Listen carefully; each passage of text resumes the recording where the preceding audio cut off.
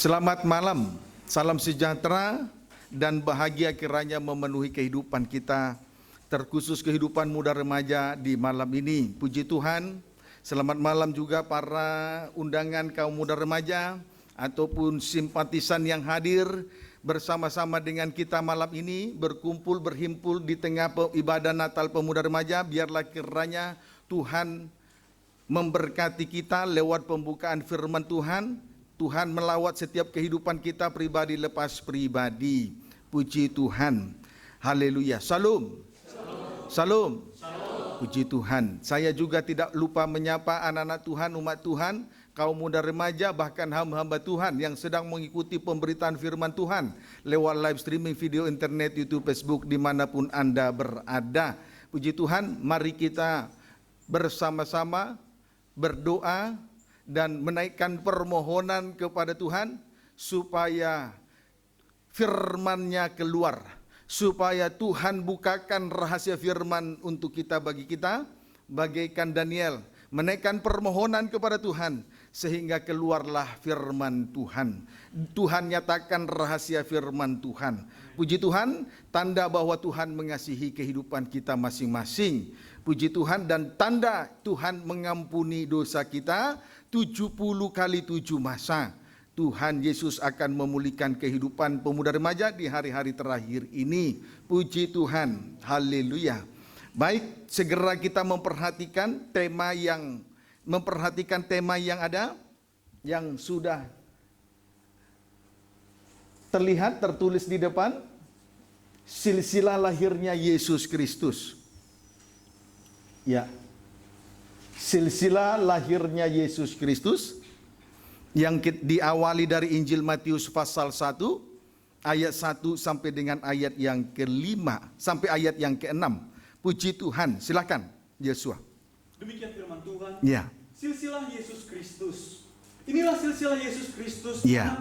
Anak Daud, anak Abraham. Terus Abraham memperanakan Ishak, Ishak memperanakan Yakub, Yakub memperanakan Yehuda dan saudara-saudaranya. Terus Yehuda memperanakan Peres dan Zerah dari Tamar. Ya. Peres memperanakan Hezron, Hezron memperanakan Ram. Ya. Ram memperanakan Aminadab, Aminadab memperanakan Nahason, Nahason memperanakan Salmon.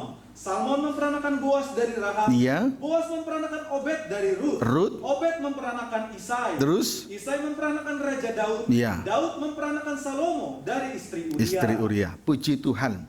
Silsilah Yesus Kristus, silsilah Yesus Kristus, anak Daud, anak Abraham. Ya, silsilah Yesus Kristus, anak Daud, anak Abraham.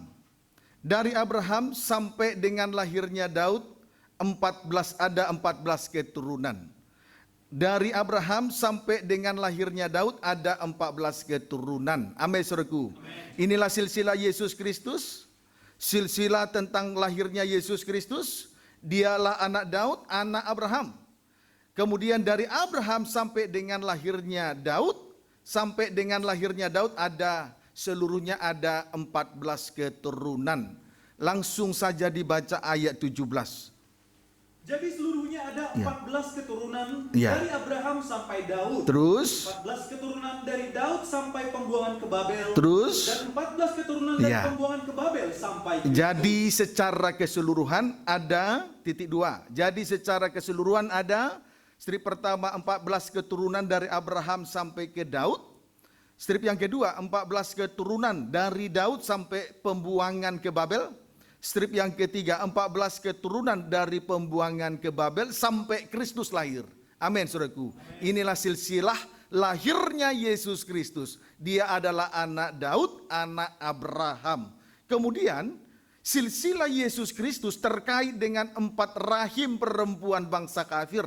Kemudian silsilah Yesus Kristus terkait dengan 4 rahim perempuan bangsa kafir, yakni tadi sudah dibaca, yakni 1 Tamar, 2 Rahab, 3 Rut, 4 istri Uria atau Betseba. 1 Tamar, 2 Rahab, 3 Rut, 4 istri Uria atau Betseba. Namun 14 keturunan yang pertama, yakni Abraham sampai Daud, hanya ada 3 perempuan bangsa kafir yang tercatat. Tadi sudah dibaca, Boleh baca ayat 3 dulu sampai ayat yang kelima. Sampai ayat 6 boleh. Yehuda memperanakan Peres Ya. dan Hezrah dari Tamar. Tamar 1. Peres memperanakan Hezron. Ya. Hezron memperanakan Ram. Ya. Ram memperanakan Aminadab. Terus. Aminadab memperanakan Nahason. Ya. Nahason memperanakan Salmon. Ya. Salmon memperanakan Boas dari Rahab. Rahab 2. Terus. Boas memperanakan Obed dari Rut. Rut 3. Terus.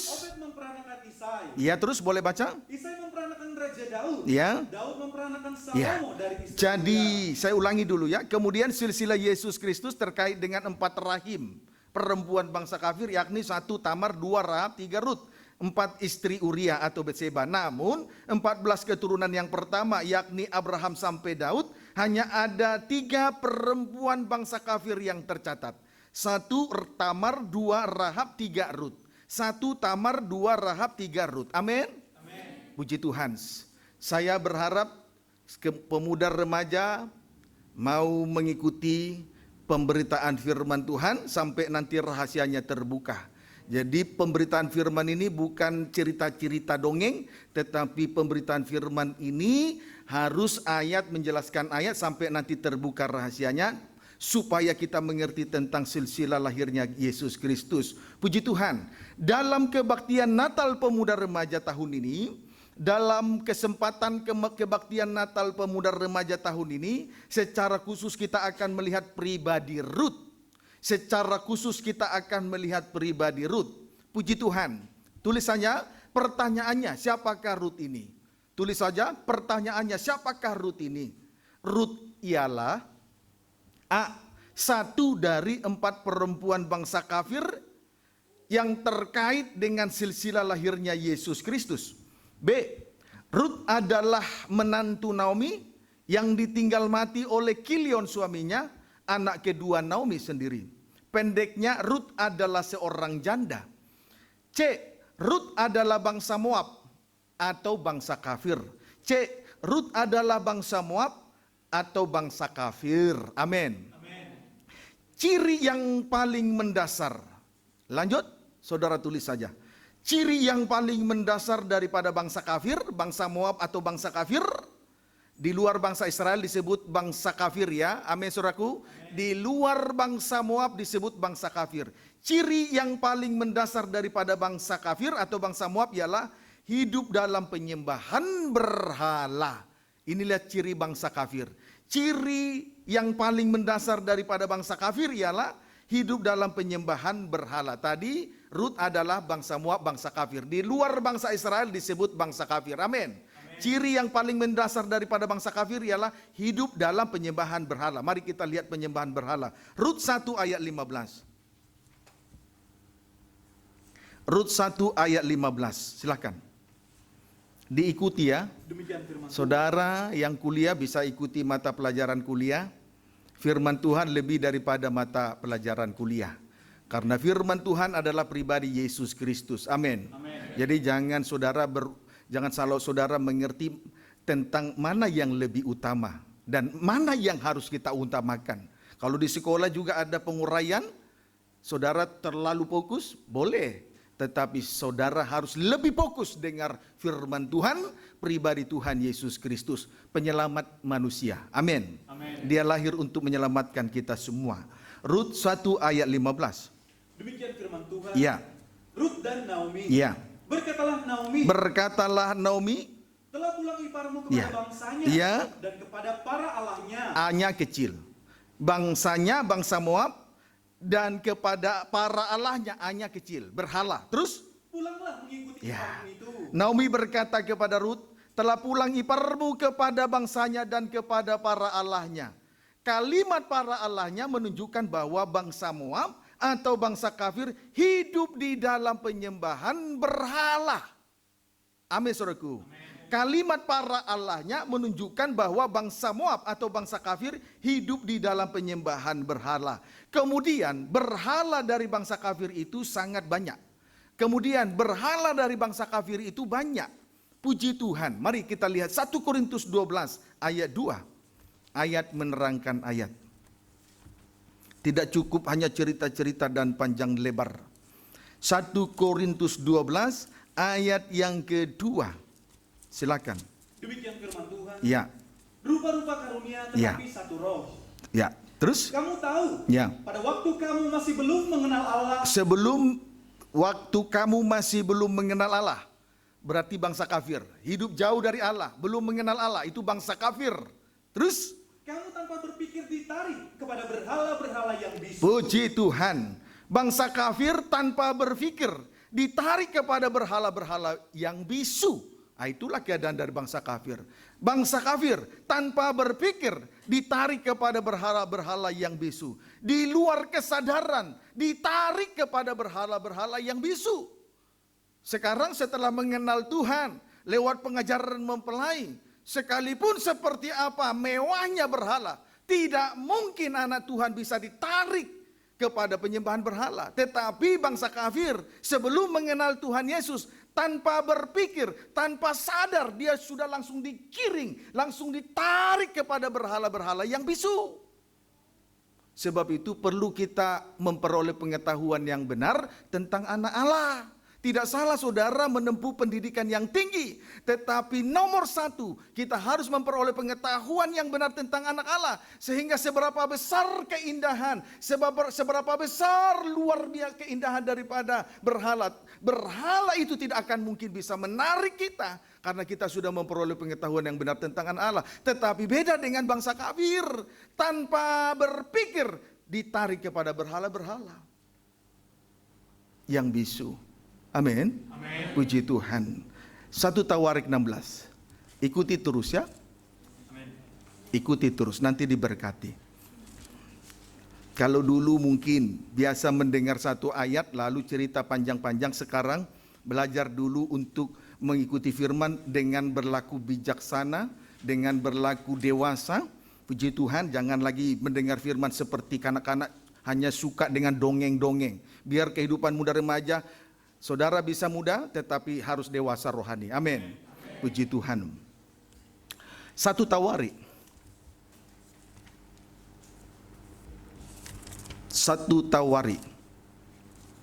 16 ayat 26 baca. Demikianlah firman Tuhan. Boleh baca 25. Nyanyian puji-pujian Daud. Iya. Sebab besar Tuhan dan terpuji sangat. Amin. Amin. Tuhan itu besar.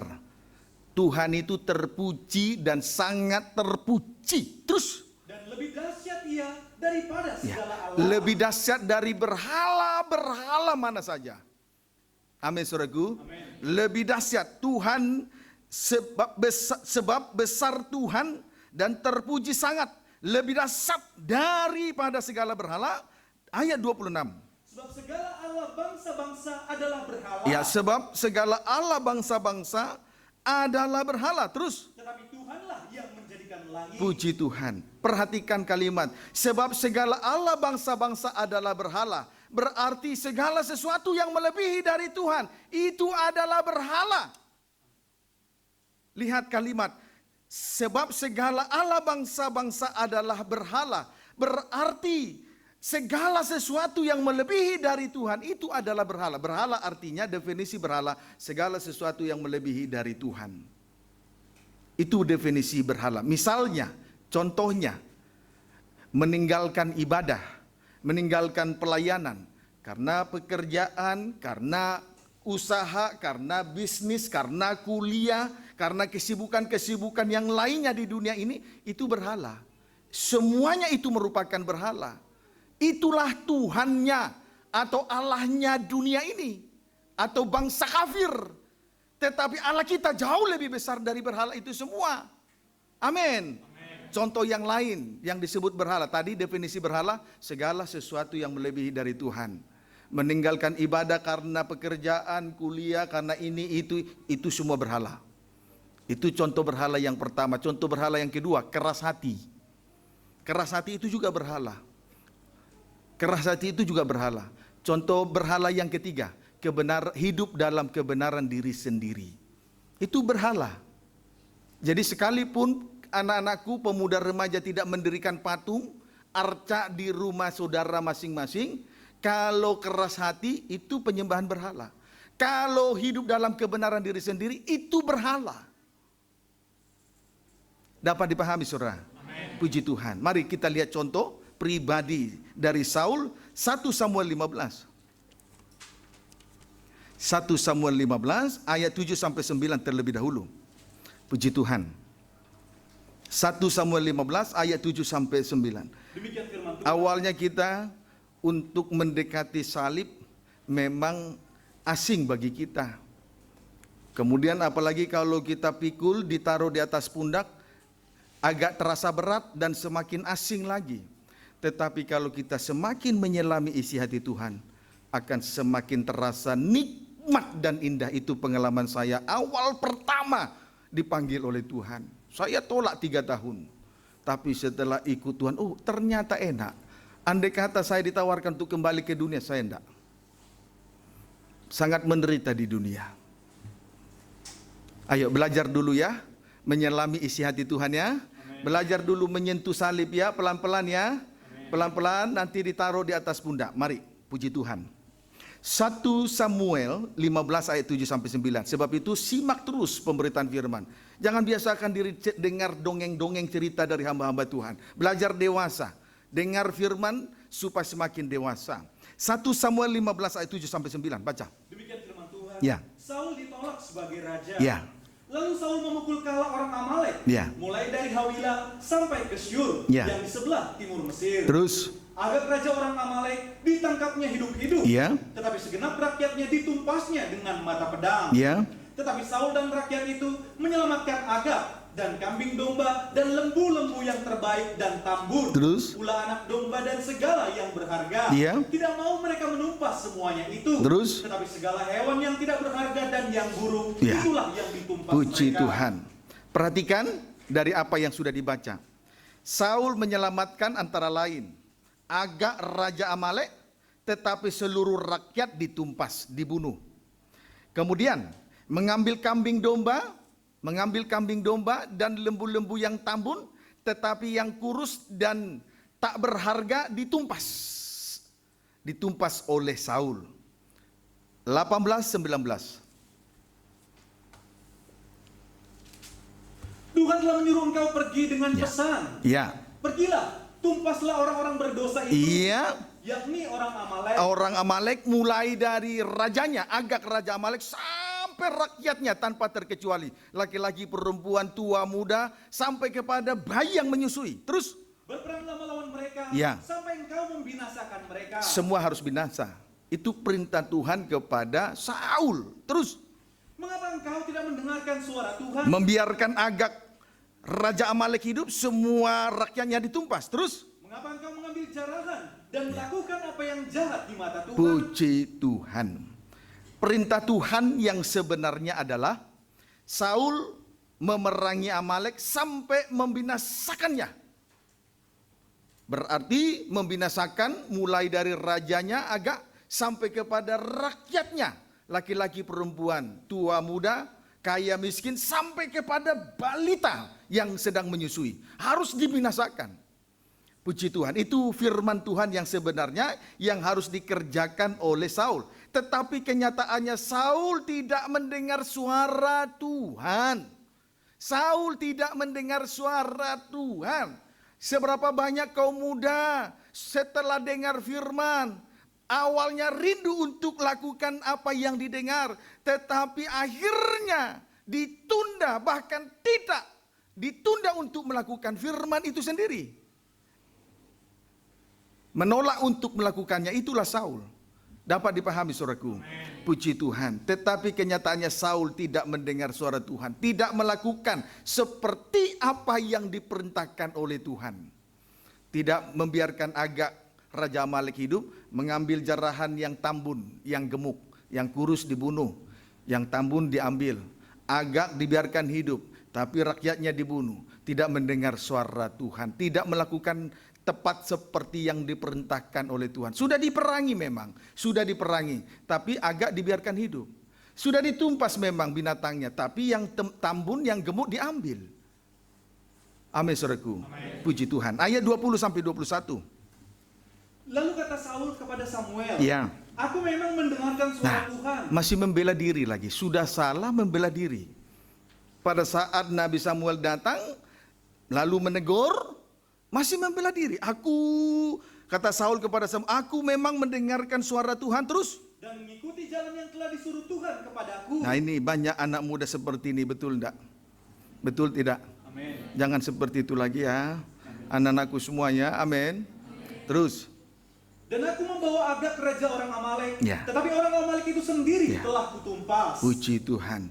Di dalam kesalahan, Saul membela dirinya di hadapan Tuhan karena merasa dirinya benar. Alasan Saul mengambil jarahan yang tambun tadi untuk dipersembahkan kepada Tuhan. Boleh baca ayat 21 dulu, terus? Tetapi rakyat mengambil dari jarahan itu Sampai 21 tadi terus? kambing domba dan lembu-lembu yang terbaik Iya. dari yang dikhususkan untuk ditumpas Ya. itu, Ya. untuk mempersembahkan korban kepada Tuhan Allahmu di Ya. Gilgal. Puji Tuhan. Tadi di dalam kesalahan Saul membela dirinya di hadapan Tuhan karena merasa diri benar. Sesuai dengan pernyataannya tadi. Lalu kata Samuel kepada Samuel, aku memang mendengarkan suara Tuhan dan mengikuti jalan yang telah disuruh Tuhan kepadaku. Dan ya, puji Tuhan. Ya, amin saudaraku. Di dalam kesalahan Saul membela dirinya di hadapan Tuhan karena merasa diri benar. Kemudian alasan Saul mengambil jarahan yang tambun di ayat 21 tadi sudah dibaca, untuk dipersembahkan kepada Tuhan sebagai korban. Haleluya. Boleh enggak tidak mendengar suara Tuhan tapi melayani Tuhan? Inilah kondisi daripada Saul. Puji Tuhan. Itu alasannya. Itu alasannya. Ayat 22. Tetapi jawab Samuel, Ya. apakah Tuhan itu berkenan kepada korban bakaran dan korban sembelihan? Korban persembahan dalam bentuk korban bakaran, dalam bentuk korban sembelihan terus? Sama seperti kepada mendengarkan suara Tuhan. Mana yang lebih penting? Mendengar suara Tuhan, melayani tapi tidak mau dengar suara Tuhan. Terus? Sesungguhnya mendengarkan lebih baik daripada korban sembelihan. Tapi Samuel berkata, mendengarkan suara Tuhan lebih baik daripada semua apapun yang kita persembahkan. Terus? Memperhatikan lebih baik daripada lemak domba-domba jantan. Puji Tuhan. Haleluya. Sesungguhnya dengar-dengaran lebih baik daripada korban sembelihan. Sesungguhnya dengar-dengaran lebih baik daripada korban sembelihan. Korban sembelihan kepada Allah ialah sesuai dengan Mazmur 51 ayat 19, jiwa yang hancur, hati yang patah dan remuk. Sekalipun jiwa hancur, hati patah dan remuk di tengah ibadah dan pelayanan, kalau dia seorang pelayan tapi tidak dengar-dengaran, tidak mau dengar suara Tuhan, tidak ada artinya hati yang hancur itu. Bukan itu ukuran kita berkenan kepada Tuhan. Amin saudaraku. Kemudian memperhatikan lebih baik daripada lemak domba jantan. Memperhatikan lebih baik daripada lemak domba-domba jantan. Lemak itu berarti menari-nari disertai dengan nyanyian puji-pujian kepada Tuhan. Menari-nari saat menyanyi memuji Tuhan disertai dengan tari-tarian dengan luar biasa. Itu lemak. Tapi tidak ada artinya berjingkrak-jingkrak saat memuji Tuhan kalau tidak memperhatikan firman Tuhan. Ukuran berkenannya sebuah ibadah bukan dilihat pada saat nyanyi sorak-sorai, bukan. Saat sidang jemaat dengar firman Tuhan. Saat sidang jemaat memperhatikan firman Tuhan. Terlalu banyak imam-imam pelayan Tuhan setelah melayani turun tidak mau dengar firman. Dia suruh sidang jemaat dengar firman. Seharusnya pelayan Tuhan yang terlebih dahulu menjadi contoh teladan. Kalau tidak bisa jadi contoh, jangan melayani Tuhan. Amin, saudara. Itulah Saul. Itulah Saul. Jadi ukuran berkenan tidaknya sebuah pelayanan bukan dilihat saat mempersembahkan lemak. Apa lemak? Berjingkrak-jingkrak, loncat-loncat saat menaikkan puji-pujiannya. Bukan itu ukuran berkenan. Ukuran berkenan saat mendengar firman Tuhan. Saat duduk diam memperhatikan firman Tuhan dengan baik dan benar. Amin. Puji Tuhan. Haleluya. Puji Tuhan. Kiranya dapat dipahami dengan baik. Lalu ayat 23, perhatikanlah. Ini ternyata merupakan penyembahan berhala dari Raja Saul. Ayat 23. Sebab pendurhakaan adalah sama seperti dosa bertenung. Mendurhaka, memberontak kepada Tuhan, tidak mau dengar firman dan melakukannya, itu setara dengan dosa setara dengan dosa bertenung. Terus Dan kedegilan kekerasan hati sama seperti menyembah berhala dan puji terapi. Tuhan. Perhatikan baik-baik. Pendurhakaan setara dengan dosa bertenung. Bertenung artinya mencari petunjuk, menjadi petunjuk-petunjuk dari roh-roh, arwah-arwah, atau dari peramal-peramal. Amin, saudaraku. Dosa pendurhakaan atau dosa pemberontakan setara dengan dosa bertenung. Apa bertenung? Bertenung artinya mencari petunjuk-petunjuk dari arwah-arwah, dari peramal-peramal, dari dukun. Kemudian kedegilan atau kekerasan hati setara dengan dosa menyembah berhala dan terapim. Sekalipun tidak membuat terapim, arca atau patung. Tapi kalau keras hati setara dengan dosa penyembahan berhala. Jadi kekerasan hati adalah penyembahan berhala. Jadi Saul ini hidup dalam penyembahan berhala. Karena dia dikuasai oleh roh keras hati. Tidak dengar-dengaran. Kalau dengar lakukan firman harus tuntas ya. Jangan tanggung-tanggung. Sekali ikut Tuhan, ikut Tuhan. Sekali ikut setan, ikut setan. Sama-sama diberkati. Kalau mendua hati, Alkitab mengatakan tidak mendapat apa-apa. Amin. Tapi saya tidak menganjurkan saudara ikut setan, ikut Tuhan saja. Amin, saudara. Jangan keras hati. Jangan ada penyembahan berhala. Segala sesuatu yang melebihi dari Tuhan itu adalah Kalau meninggalkan ibadah dan pelayanan karena pekerjaan karena kuliah meninggalkan ibadah dan pelayanan, maka kuliah berhala seperti Saul. Puji Tuhan. Seharusnya raja itu panutan. Seharusnya imamat rajani pelayan Tuhan itu panutan. Tapi kenyataannya setelah melayani turun dari mimbar, malah pergi ke pinggir-pinggir. Khotbah disampaikan malah mereka pergi ke pinggir-pinggir. Yang dengar firman sidang jemaat, salah. Siapa yang salah? Semuanya salah. Pemimpin tidak memperhatikan. Pemimpin rumah Tuhan tidak memperhatikan. Kiranya dapat dipahami dengan baik. Amin, saudaraku. Sampai pada akhirnya Allah menolak Saul sebagai raja atas Israel. Boleh baca ayat 23. Karena engkau telah menolak firman Tuhan, Ya. maka ia telah menolak engkau sebagai raja. Iya. Sampai pada akhirnya Allah menolak Saul sebagai raja atas Israel umatnya. Karena Saul hidup di dalam penyembahan berhala. Keras hati. Tidak mau dengar dan lakukan apa yang didengar. Puji Tuhan. Saudaraku, imamat rajani sebetulnya imamat rajani adalah suatu kedudukan yang sangat tinggi dan istimewa. Tetapi karena kekerasan hati Saul, ia ditolak sebagai raja atas Israel.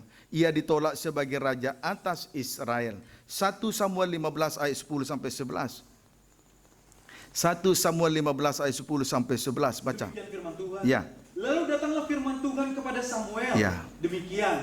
Aku menyesal karena aku telah menjadikan Saul raja. Iya. Sebab ia telah berbalik daripadaku Ya. dan tidak melaksanakan firman-Ku. Ya, itu perkataan Tuhan kepada nabinya Samuel. Terus Maka sakit hatilah Samuel dan ia berseru-seru kepada Tuhan semalam-malam. puji Tuhan. Haleluya.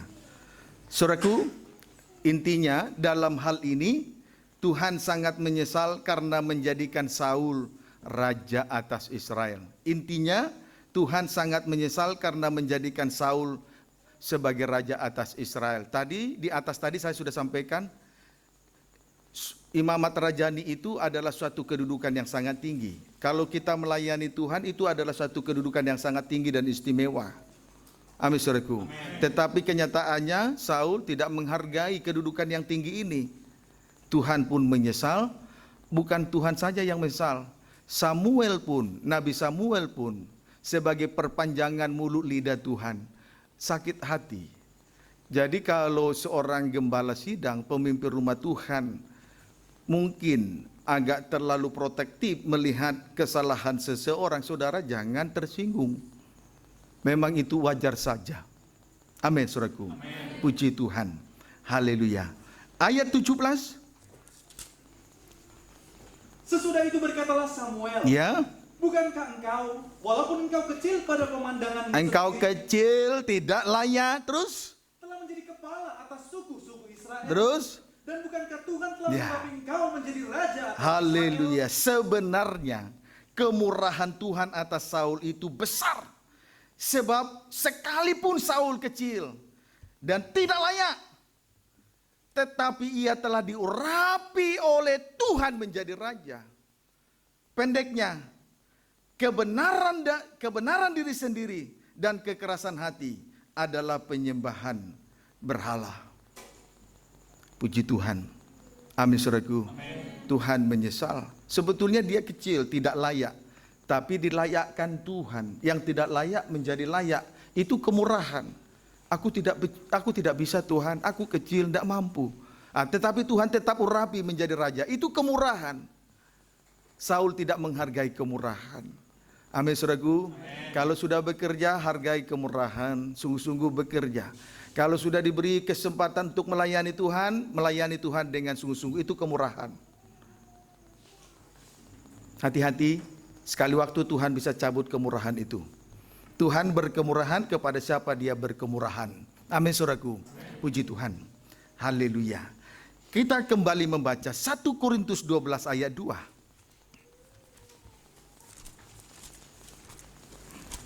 Tetap diikuti toh? Amin. Puji Tuhan. 1 Korintus 12 ayat 2. Ya, 1 Korintus 12 ayat 2. Baca. Demikianlah firman Tuhan. Ya. Kamu tahu bahwa pada waktu kamu masih belum mengenal Allah. Waktu kamu masih belum mengenal Allah, itulah bangsa kafir, hidup jauh dari Allah, belum kenal Yesus, bangsa kafir terus.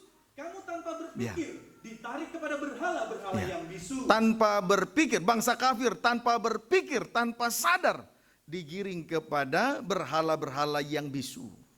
Kalau andai kata kita memperoleh pengetahuan yang benar tentang anak Allah, seperti apapun hebatnya pekerjaan itu, seperti apapun kedudukan jabatan itu, seperti apapun banyaknya harta dan kekayaan kita, tetapi kalau kita sudah memperoleh pengetahuan yang benar tentang anak Allah, tidak mudah ditarik oleh itu semua. Tuhanku nomor 1. Ibadah dan pelayanan nomor 1. Kalau kita cari kerajaan surga dan kebenaran di dalamnya, semuanya ditambahkan. Jadi jangan pakai logika, ikut Tuhan pakai hati, taruh firman di hati. Amin. Amin. Puji Tuhan. Dan di sini kita melihat bangsa kafir ditarik kepada berhala-berhala yang bisu. Bisu loh saudara, bisu. Tuhan kita tidak bisu. Tuhan kita ada di surga, sedang melakukan pekerjaan yang ajaib. Kalau berhala bisu. Coba bicara kepada uang yang banyak. Uang yang banyak, saya lagi sakit stres, sembuhkan saya. Tidak bisa.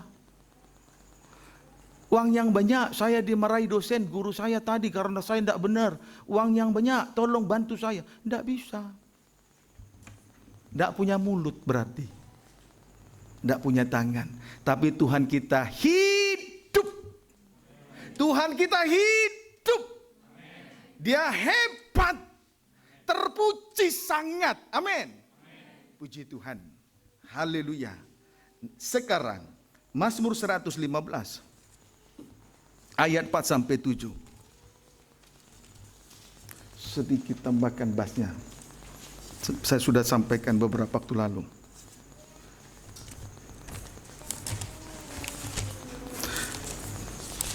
(115) bassnya saja ya. Mazmur 115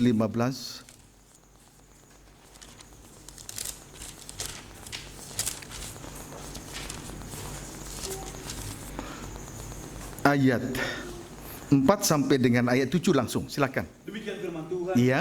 Kemuliaan hanya bagi Allah. Kemuliaan hanya bagi Allah loh saudara. Amin saudara. Amin. Puji Tuhan. Jangan karena saudara punya tugas, kedudukan, jabatan, pekerjaan, lalu begitu jangan salah. Itu pun dari Tuhan juga. Jangan lupa. Kalau sudah ada karir, puji Tuhan, tapi kemuliaannya tidak disebanding dengan dari Tuhan, dengan Tuhan, dan itu pun dari Tuhan. Kalau engkau berkarir di dunia ini, amin saudara. Amin. Puji Tuhan. Ayat 4 sampai dengan ayat 7. Berhala-berhala mereka adalah perak dan emas, Ya. buatan tangan manusia. Terus, Mempunyai mulut, Ya. tetapi tidak dapat ya. berkata-kata. Tadi berhala ditarik kepada berhala bisu toh. Punya mulut tetapi tidak dapat berkata-kata. Terus Mempunyai mata, punya mata, tetapi tidak dapat melihat. tidak dapat melihat. Tuhan kita punya mata tidak? Puji Tuhan. Tuhan melihat kita sekarang. Tuhan melihat sampai kedalaman hati, sungguh-sungguh apa tidak, atau melamun saja ini dengar firman. Tuhan tahu loh. Kalau berhala tidak tahu. Mau salah kita, mau jahat kita, dia tidak mau tahu, tidak pusing dia berhala itu. Tapi Tuhan kita sedang mengamat-amati kita loh ya. Amin saudara. Amin. Apa uangmu itu bisa membela kesalahanmu? Tidak bisa. Supaya jadi lebih baik, tidak bisa. Berhala itu bisu anak-anakku. Jangan bodoh lagi. Terus baca ulangi dulu ayat 4. Berhala-berhala mereka adalah perak dan emas. Berhala dari bangsa kafir, terbuat dari perak, emas, atau juga terbuat dari kayu, dari batu, banyak. Terus, Buatan tangan manusia. Tuhan mereka buatan tangan manusia. Terus, Mempunyai mulut, Mulut. tapi tidak dapat berkata. tidak bisa berkata. Tuhan kita bisa berkata-kata. Dan saat ini Tuhan sedang berkata-kata. Menasehati kita. Amin. Supaya berubah, bertobat, titik.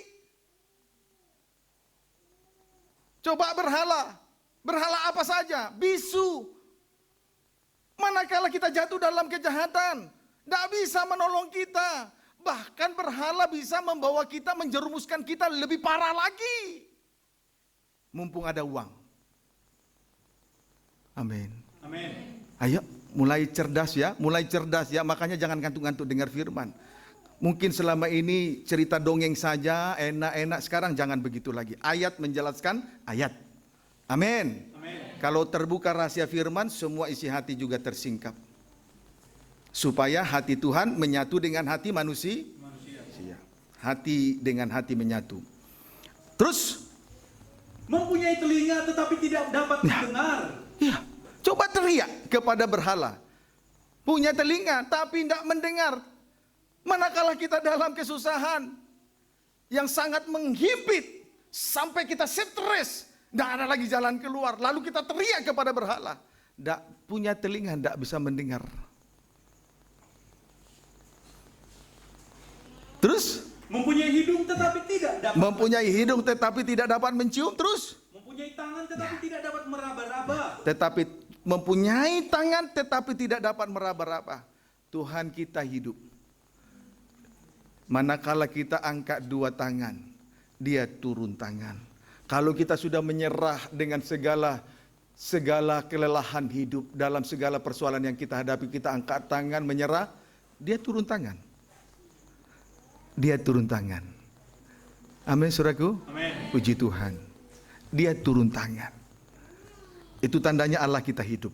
Terus Mempunyai kaki tetapi Mempunyai tidak kaki. dapat berjalan. ya, berhala mempunyai kaki tetapi tidak dapat berjalan.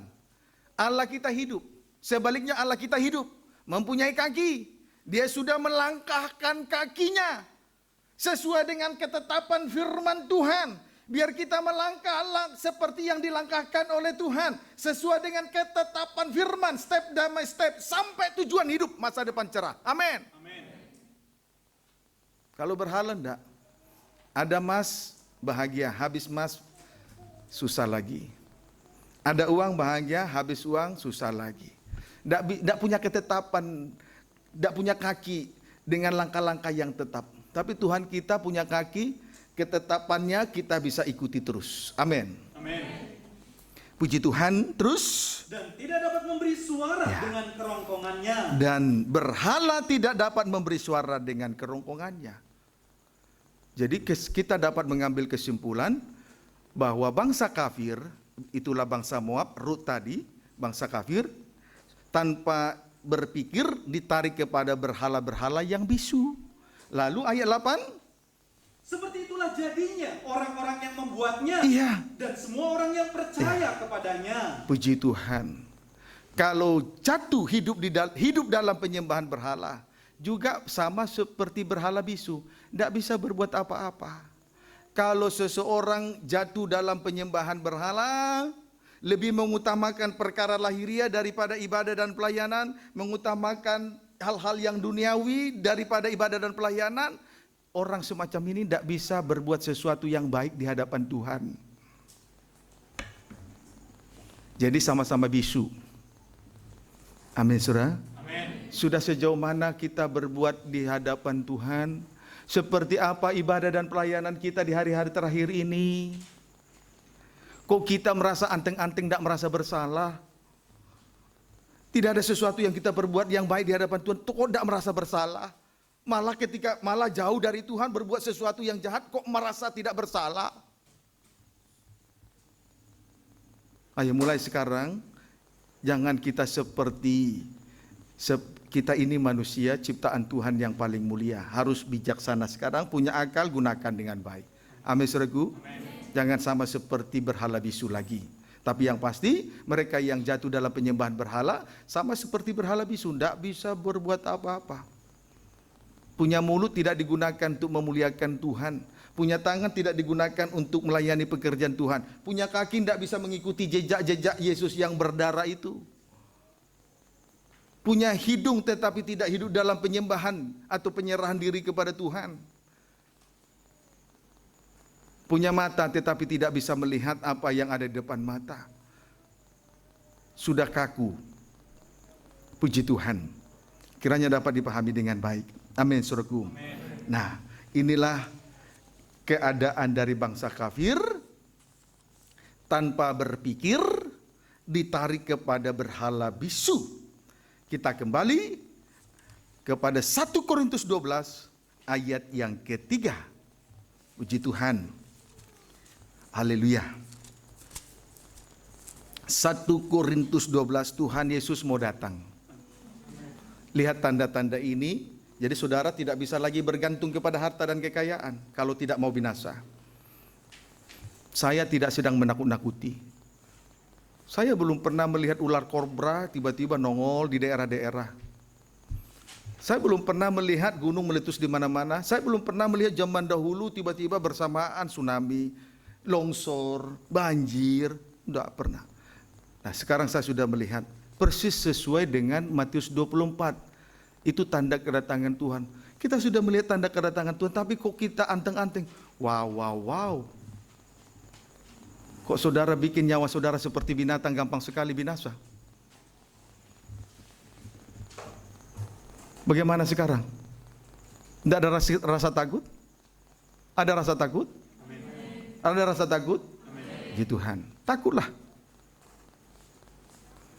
Tiba-tiba tsunami, saudara selamat, anak-anakku semua selamat, tapi papa mama kamu semua ditelan oleh tsunami. Bagaimana perasaanmu di situ? Sebab itu sungguh-sungguh di dalam Tuhan. Nanti Tuhan yang tolong kita dari tsunami. Tuhan yang tolong dari banjir. Tuhan tolong dari gunung meletus. Lalu pertanyaan bagaimana caranya? Enggak usah tanya. Tuhan punya cara. Allah kita hidup. Minta tolonglah ke uang itu saat tsunami. Minta tolonglah ke berhala itu. Tidak bisa apa-apa. Tidak bisa apa-apa. Sebab itu, ayo mulai dewasa sekarang. Jangan lagi boleh usia muda tapi harus dewasa. Karena hanya orang dewasa yang masuk surga. Puji Tuhan. Haleluya. Nah, sekarang 1 Korintus 12 ayat 3. Demikian firman Tuhan. Ya.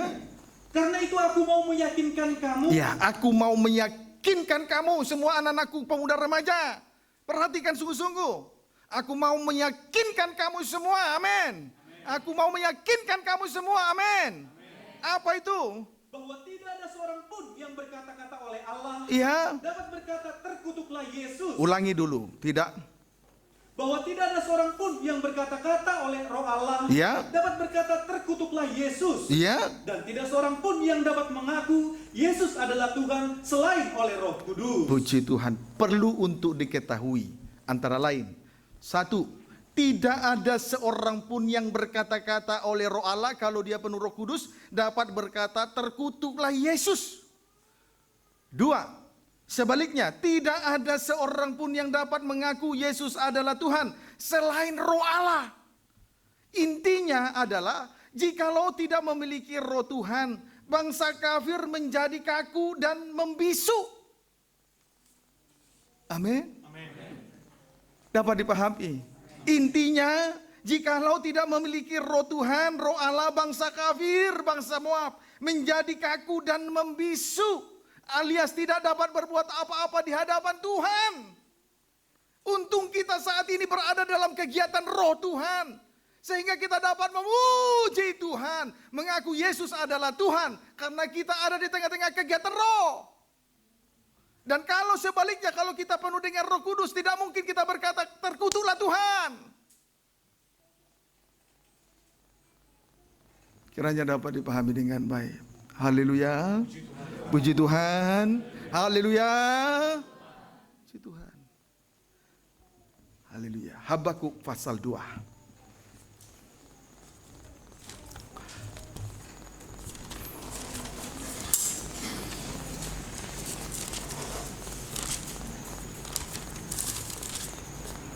Habakuk pasal 2 ayat 18 sampai dengan ayat 19. Baca. Demikian firman Tuhan. Iya.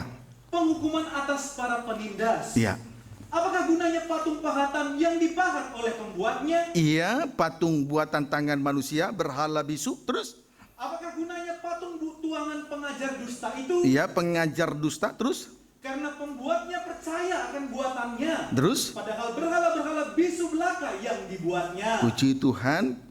Hati-hati dengan kalau saudara, kalau kita melihat seorang hamba Tuhan di tengah ibadah pelayanannya lebih mengutamakan perkara lahiriah, itulah yang disebut pengajar palsu. Sedang mengajarkan tentang penyembahan berhala kepada sidang jemaat. Sidang jemaat tidak diajar untuk memikul salib, tetapi bercerita soal berkat. Dari minggu ke minggu soal berkat. Padahal sudah jelas, cari dahulu kerajaan surga, berkat menyusul. Cari kerajaan surga aja yang dicari. Di sini kita melihat pengajar palsu, mereka berbicara soal perkara lahiriah saja. Itu pengajar palsu. Amin, saudaraku. Sedang mengajari sidang jemaat untuk menyembah berhala yang bisu. Lalu ayat 19. Celakalah orang yang berkata kepada sepotong kayu. Celakalah pengajar palsu.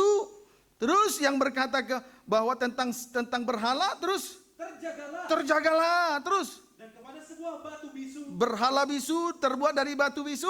Terus bangunlah. Terus Masakan dia itu mengajar? masa berhala bisa mengajar kita?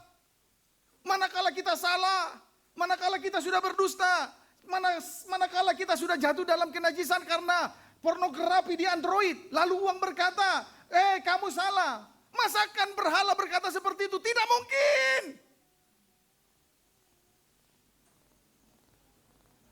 Berhala itu bisu. Manakala kita salah, tidak bisa mengajar kita. Maka sebetulnya rut ini menyedihkan sekali. Tetapi nanti ya tunggulah bagaimana dia akhirnya bisa diterima di tengah-tengah bangsa Israel. Maka jangan ngantuk, ikuti terus.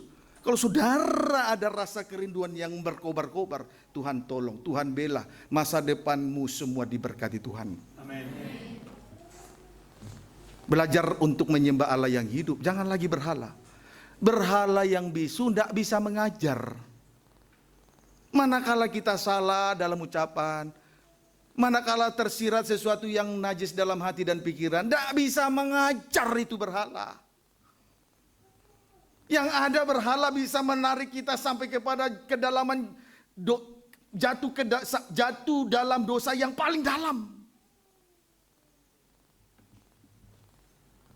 Kiranya dapat dipahami dengan baik. Sebab itu terkutuklah orang yang berkata terkutuklah orang yang berkata kepada sepotong kayu, terjagalah, dan kepada sebuah batu bisu, bangunlah, sebab berhala bisu tidak bisa mengajar kita manakala kita salah. Terus, memang ia bersalutkan emas dan perak. Sekalipun mewah dan indah, saudara, sekalipun mewah dan indah, Berhala tetap bisu, ndak bisa mengajar. Puji Tuhan. Saya sedikit miris kalau melihat anak Tuhan oleh karena sesuatu yang kemilau dilapisi perak dan emas, umpama karena kedudukan jabatan dia tinggalkan ibadahnya, bahkan dia tukarkan kepercayaannya kepada kepercayaan yang lain. Terlalu miris hati saya melihat seperti ini. Kurang didikan dari orang tua juga bisa. Nah sekarang mungkin orang tua tidak bisa mendidik dengan firman. Sekarang saudara sudah datang di sini. Ayo beri diri dididik oleh firman. Terlalu miris saya. Hanya untuk menjadi artis saja ditinggalkan Tuhannya. Lalu tukarkan Tuhannya. Itu kemilauan dari perak dibungkus dengan emas. Kemilau. Wah menyedihkan sekali. Tunggu waktunya nanti. Tunggu waktunya nanti. Hari ini kita hahaha. Lihat nanti Tuhan itu ada. Dia akan membalaskan setiap kepada setiap orang sesuai dengan perbuatannya. Dia hidup loh saudara. Apa buktinya? Tuhan ajar kita sekarang. Amin saudara. Amin. Puji Tuhan. Ayo, yang sudah mulai menyembah berhala, tinggalkan ibadah karena pekerjaan. Ayo, belajar sekarang. Tuhan kita hidup, dia sedang mengajar kita sekarang. Amin, saudara. Amin. Puji Tuhan.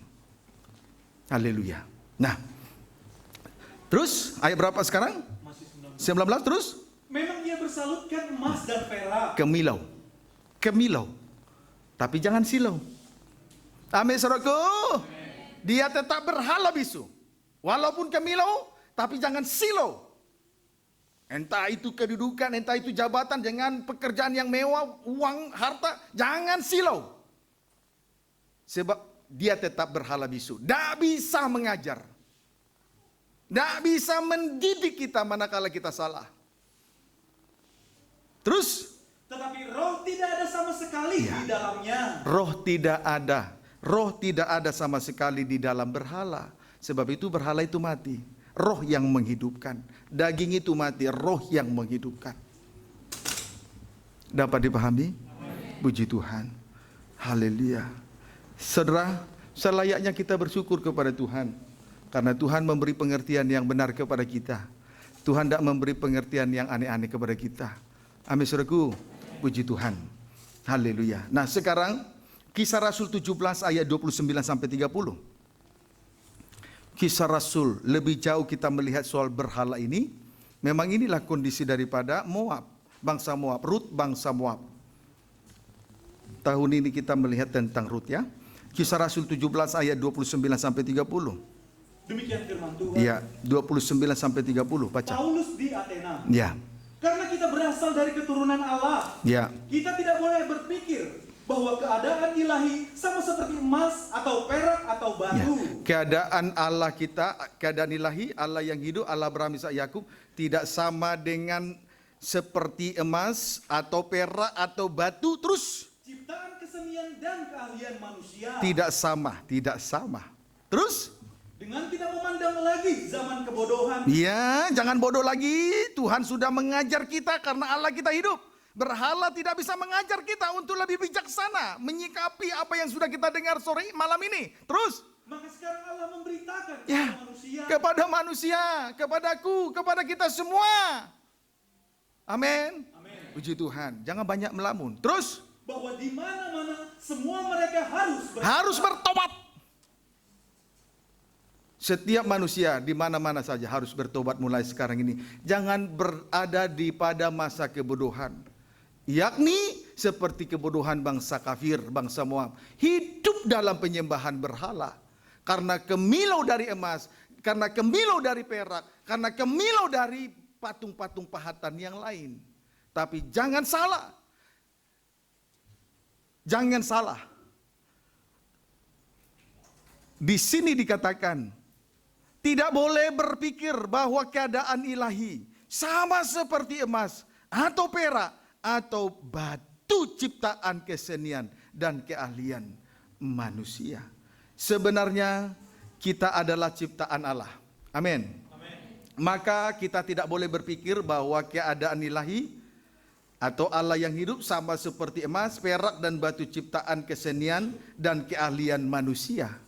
Tidak boleh sama. Pendeknya, keahlian dan keterampilan manusia dalam bidang apa saja tidak sama dengan kuasa ilahi. Biar saudara mempunyai pendidikan yang tinggi, kuasanya tidak sama dengan kuasa ilahi. Puji Tuhan, kiranya dapat dipahami dengan baik. Seseorang bisa memiliki pendidikan yang tinggi sampai doktor, silakan, bagus. Tapi dia tidak bisa mengajar kita untuk lebih benar, lebih baik, lebih suci dan mulia. Jadi jangan disamakan emas, perak karena kemilau dengan keadaan ilahi. Tidak sama. Tidak sama. Dahulu saya silau melihat orang kaya, sekarang tidak. Tidak sama bagi saya. Saya sama mengasihi si A dan si B, tanpa melihat latar belakangnya. Karena Tuhanku kaya. Beda dengan mereka yang masih dalam penyembahan berhala. Silau melihat kekayaan. Silau melihat kedudukan. Tapi tidak sama dengan Tuhan. Dia lebih besar, teramat lebih besar.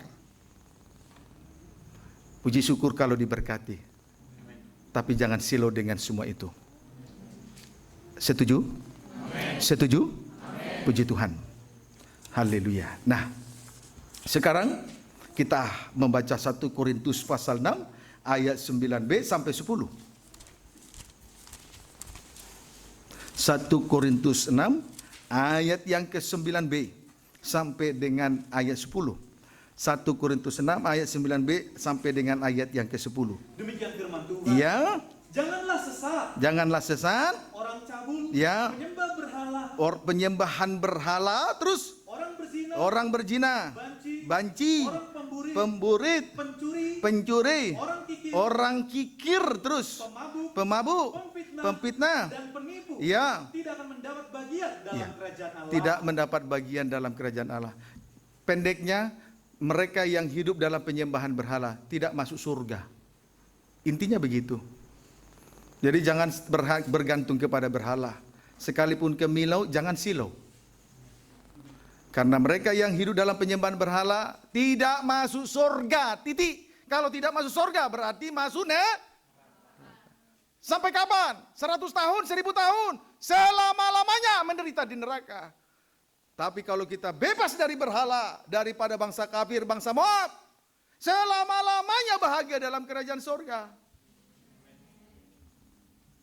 Bahagianya seperti apa? Apakah berada di AC? Tidak, lebih dari apa yang kita bayangkan. Sebaliknya di neraka, apa panasnya seperti dapur api? Tidak, lebih panas dapur api. Nah itu. Maka jangan berpikir pendek. Ayo mulai sekarang belajar dewasa berpikir panjang. Mulai sekarang berpikir panjang. Tuhan sedang mengajar kita sekarang. Haleluya. Puji Tuhan. Haleluya. Saya berharap sekali kepada Tuhan Yesus. Kiranya firman ini berkuasa di hati kita masing-masing. Kiranya firman itu dimateraikan oleh Roh Kudus. Supaya jangan berlalu begitu saja. Puji Tuhan. Sekarang mari kita lihat jalan keluarnya. Tadi ujung-ujungnya binasa. Supaya jangan binasa. Di sini kita melihat nanti Rut. Jalan keluarnya atau solusinya. Kita kembali melihat Rut. Jalan keluarnya. Tadi Rut. Ciri yang paling mendasar dari bangsa Moab atau bangsa kafir. Bangsa yang di luar Israel. Hidup dalam penyembahan berhala. Sekarang, dan orang yang hidup dalam penyembahan berhala binasa. Supaya terlepas dari kebinasaan. Jalan keluarnya solusi. Puji Tuhan. Dimulai, saudara tulis saja tentang Rut pasal pertama. Ayat 1 sampai dengan ayat 6. Itu Naomi ada di Moab. Dan kematian Elimelek suaminya. Serta kedua anaknya yakni Mahlon dan Kilion. Itu cerita dari Rut pasal 1 ayat 1 sampai 6. Tidak usah dibaca supaya jangan terlalu lama. Amin. Puji Tuhan. Tetapi pada ayat 7, baca. Maka berangkatlah ia dari tempat tinggalnya itu Ya. bersama-sama dengan kedua menantunya Ya. ketika mereka sedang di jalan untuk pulang ke tanah Yehuda. Ya, pulang ke tanah Yehuda. Naomi pulang ke Bethlehem, tanah Yehuda, bersama dengan kedua menantunya, yakni Orpa, suami istri dari Malon yang sudah mati itu, dan Ruth, istri daripada Kilion yang juga sudah mati tadi. Ayat 1 sampai 6.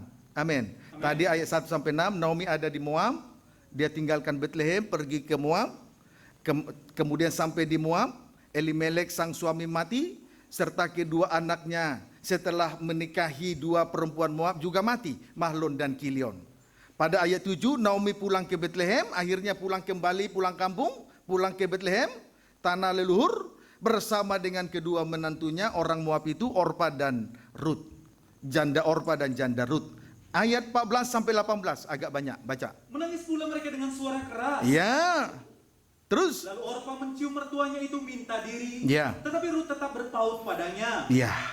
Puji Tuhan. Terus? Berkatalah Naomi, telah pulang iparmu kepada bangsanya. Ya, di tengah jalan Orpa berhenti mengikuti Naomi.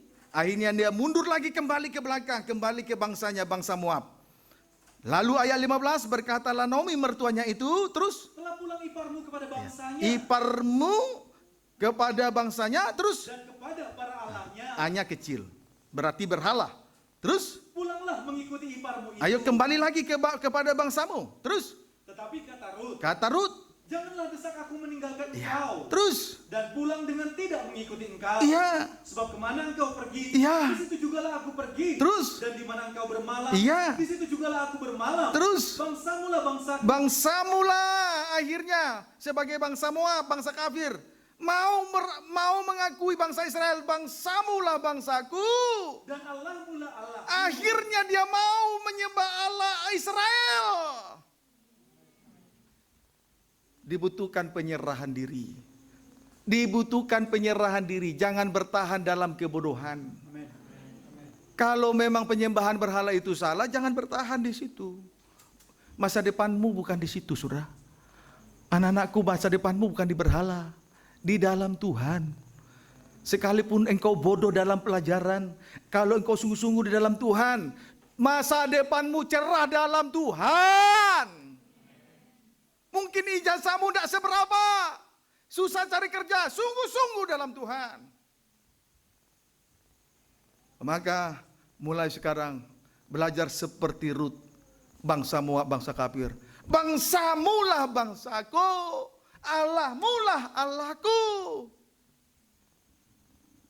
Ayo, mulai sekarang belajar untuk mengikuti teladan daripada Ruth ini. Amin, saudaraku. Apa bangsamulah bangsaku, bangsamulah bangsaku berarti bangsa Israel, berarti mau berada di tengah-tengah bangsa Israel. Sementara kedudukan dari bangsa Israel di hadapan Tuhan, satu, disebut umat kepunyaan Allah.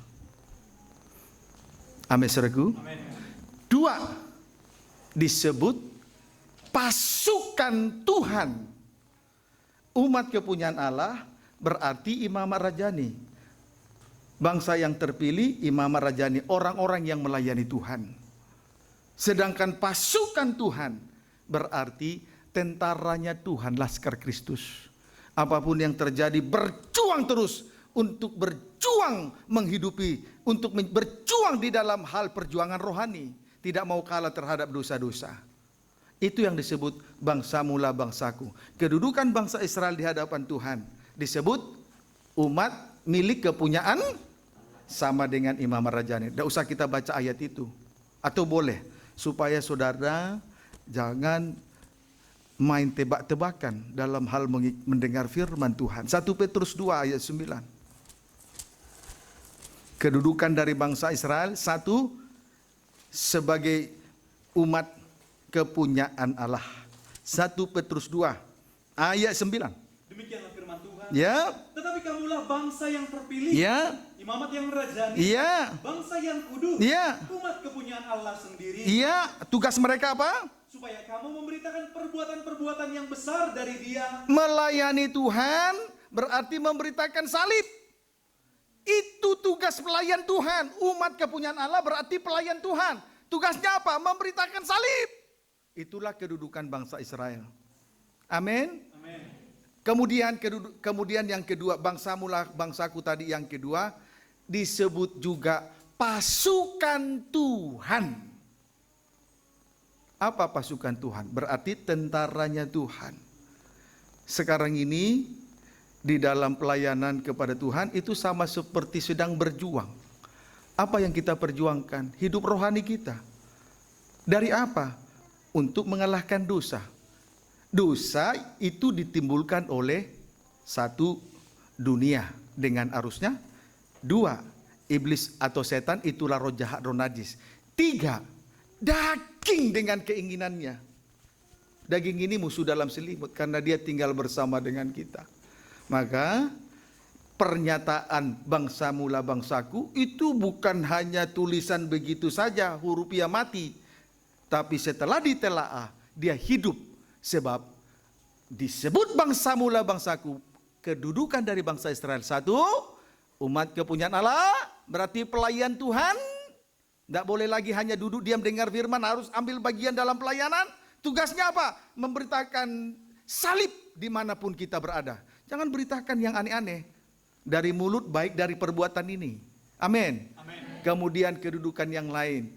Bangsa Israel disebut tentara Tuhan. Berjuang untuk rohani, hidup rohani. Sehingga kita berjuang melawan musuh. Musuh kita ada tiga. Satu, dunia dengan arusnya yang menghanyutkan sehingga mematikan rohani. Dua, daging dengan segala keinginannya. Itulah yang disebut hawa nafsu daging. Tiga, iblis atau setan, roh jahat, roh najis. Ayo, mulai sekarang berkatalah kepada Tuhan, bangsamu lah bangsaku. Mari kita berkata seperti Rut kepada Naomi, bangsamu lah bangsaku. Amin. Puji Tuhan. Barulah Allahmu lah Allahku. Artinya Allah yang kita sembah adalah Allah Abraham, Allah Isa, Allah Abraham, Ishak, Yakub. Allah yang hidup, Allah yang berkuasa, Tuhan dan juru selamat yang berdaulat atas kehidupan kita masing-masing. Amin. Baru kita terus kembali membaca ayat 17.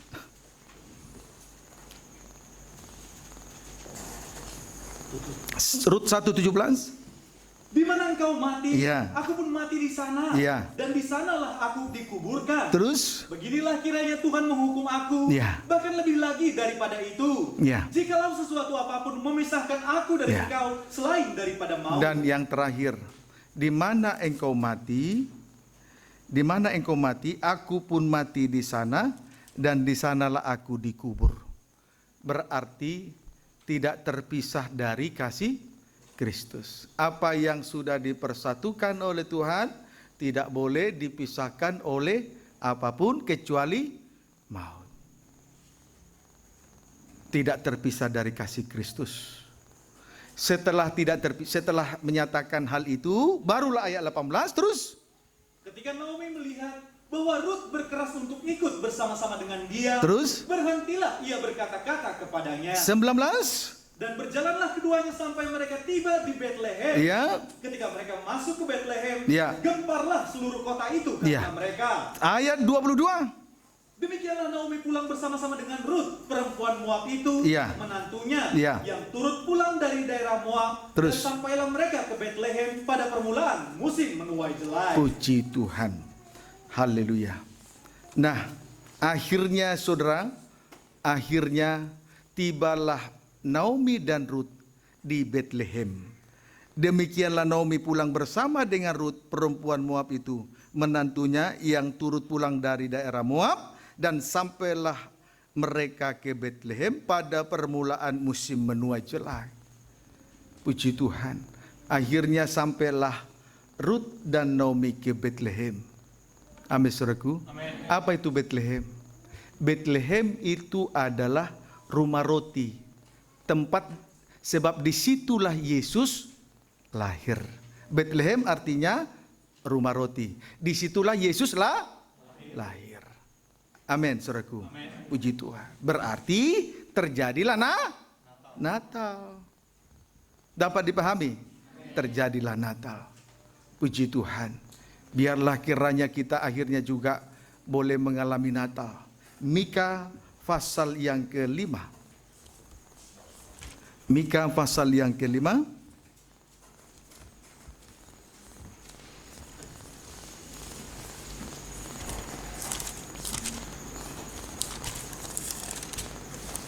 Mika pasal yang ke-5, baca. Mika 5 ayat 1 sampai dengan ayat 4, baca. Demikian firman Tuhan. Ya. Raja Mesias dan penyelamatan Israel. Tetapi engkau, hai Bethlehem Efrata, Ya. hai yang terkecil di antara kaum Yehuda, Terus daripadamu akan bangkit bagiku Ya. seorang yang akan memerintah Israel. memerintah Israel, terus. Yang permulaannya sudah sejak purbakala, Ya. sejak dahulu kala. Terus Sebab itu ia akan membiarkan mereka sampai waktu perempuan yang akan melahirkan telah melahirkan. Terus Lalu selebihnya dari saudara-saudaranya akan kembali kepada orang Israel. Terus Maka ia akan bertindak dan akan menggembalakan mereka dalam kekuatan Tuhan. Ya. Dalam kemegahan nama Tuhan Allahnya, Ya. mereka akan tinggal tetap. Sebab sekarang ia menjadi besar sampai ke ujung bumi. Terus Dan dia akan menjadi damai sejahtera. Ya. Apabila Asyur masuk ke negeri kita, Ya. dan apabila ia menginjak tanah kita, Terus maka kita akan membangkitkan melawan dia 7 gembala, bahkan 8 pemimpin manusia. Singkatnya, kelahiran Yesus Kristus akan memerintah sebagai Raja, melepaskan kita dari segala penindasan. Amin, saudaraku. Itulah Natal. Kemudian menggembalakan kita dengan kekuatannya.